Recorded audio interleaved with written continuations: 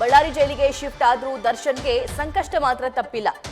ಬಳ್ಳಾರಿ ಜೈಲಲ್ಲೂ ಕೂಡ ಆರೋಪಿ ದರ್ಶನ್ಗೆ ವಿಚಾರಣೆ ನಡೆಯೋ ಸಾಧ್ಯತೆ ಇದೆ. ಬೆಂಗಳೂರಿನ ಪರಪ್ಪನ ಅಗ್ರಹಾರ ಜೈಲಲ್ಲಿ ರಾಜಾತಿಥ್ಯ ಕೇಸ್ ಸಂಬಂಧಪಟ್ಟಂತೆ ಪೊಲೀಸರಿಂದ ವಿಚಾರಣೆ ಬಳ್ಳಾರಿಯಲ್ಲಾಗುತ್ತಂತೆ. ವಿಚಾರಣೆಗಾಗಿ ಕೋರ್ಟ್ನಿಂದ 25 ದಿನಗಳ ಅನುಮತಿಯನ್ನ ಪಡ್ಕೊಂಡಿದ್ದಾರೆ. ಬಳ್ಳಾರಿ ಸೆಂಟ್ರಲ್ ಜೈಲಲ್ಲಿ ವಿಚಾರಣೆ ಮಾಡುವಂತಹ ಸಾಧ್ಯತೆ ಕೂಡ ಇದೆ. ಇವತ್ತು ಅಥವಾ ನಾಳೆ ಬೆಂಗಳೂರಿನ ಪೊಲೀಸರ ತಂಡ ಬಳ್ಳಾರಿಗೆ ಭೇಟಿ ಕೊಡಲಿದೆ.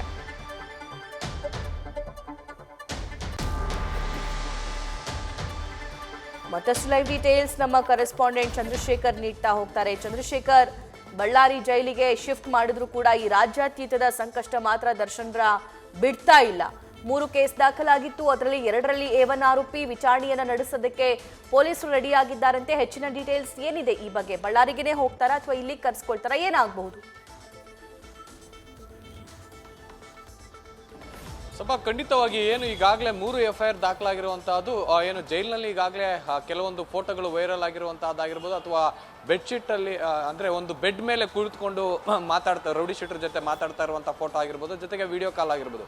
ಈ 3 ಒಂದು ಪ್ರಕರಣಕ್ಕೆ ಸಂಬಂಧಪಟ್ಟಂತೆ ಈಗ 3 FIR ದಾಖಲಾಗಿದ್ದು, 3 FIR ಅನ್ನು ಕೂಡ ಪ್ರತ್ಯೇಕವಾಗಿ ಒಬ್ಬೊಬ್ಬ ಇನ್ಸ್ಪೆಕ್ಟರ್ ನೇತೃತ್ವದಲ್ಲಿ ತನಿಖೆ ನಡೆಸಲಿಕ್ಕೆ ಈಗಾಗಲೇ DCP ಅವರು ಒಂದು ಆದೇಶವನ್ನು ಕೂಡ ಹೊರಡಿಸಿರುವಂತಹದ್ದು.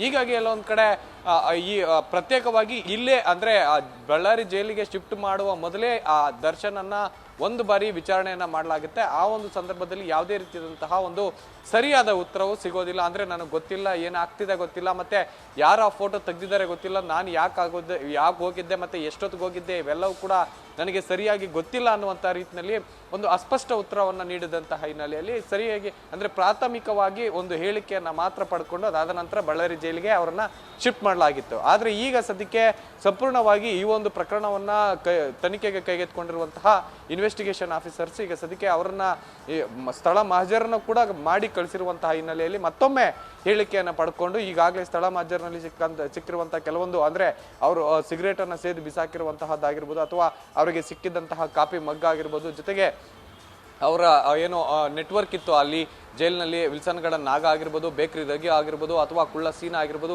ಇವರ ಜೊತೆಯಲ್ಲಿರುವಂತಹ ನಂಟು ಯಾವ ರೀತಿಯಾಗಿತ್ತು, ಮತ್ತೆ ಅವರು ಯಾವ ರೀತಿಯಾದಂತಹ ಒಂದು ಇನ್ಫಾರ್ಮೇಶನ್ ಅನ್ನ ಶೇರ್ ಮಾಡ್ತಾ ಇದ್ರು ಅನ್ನುವಂಥ ಸಂಪೂರ್ಣ ತನಿಖೆಯನ್ನ ಮಾಡಲಿಕ್ಕೆ ಈಗಾಗಲೇ ಪೊಲೀಸರು ಮುಂದೆ ಆಗಿರುವಂತಹದ್ದು. ಇನ್ನು ಇಂದು ಅಥವಾ ನಾಳೆ ಅಂದ್ರೆ ಬಹುತೇಕ 25 ದಿನಗಳ ಕಾಲ ಏನು ಈ ಒಂದು ಪ್ರಕರಣ ತನಿಖೆಗೆ ಒಂದು ನ್ಯಾಯಾಲಯದ ಅನುಮತಿಯನ್ನು ಕೂಡ ಪಡ್ಕೊಂಡಿರುವಂತಹದ್ದು. ಜೈಲಿನಲ್ಲೇ ಹೋಗಿ ಅಧಿಕಾರಿಗಳು ಅಲ್ಲೇ ದರ್ಶನನ್ನ ವಿಚಾರಣೆ ಮಾಡಿ ಅಥವಾ ಅಲ್ಲೇ ಮತ್ತೊಮ್ಮೆ ಹೇಳಿಕೆಯನ್ನ ಪಡ್ಕೊಳ್ಳುವಂತ ಎಲ್ಲಾ ಸಾಧ್ಯತೆ ಇರುವಂತಹದ್ದು. ಅಂದ್ರೆ ಇವತ್ತು ಅಥವಾ ನಾಳೆ ತೆರಳುವಂತ ಎಲ್ಲಾ ಸಾಧ್ಯತೆ ದಟ್ಟವಾಗಿರುವಂತಹದ್ದು. ಸಭಾ ನ್ಯೂಸ್ ಫಸ್ಟ್ ನಿರ್ಭೀತಿಯಿಂದ ನಿಮ್ಮ ಪರವಾಗಿ.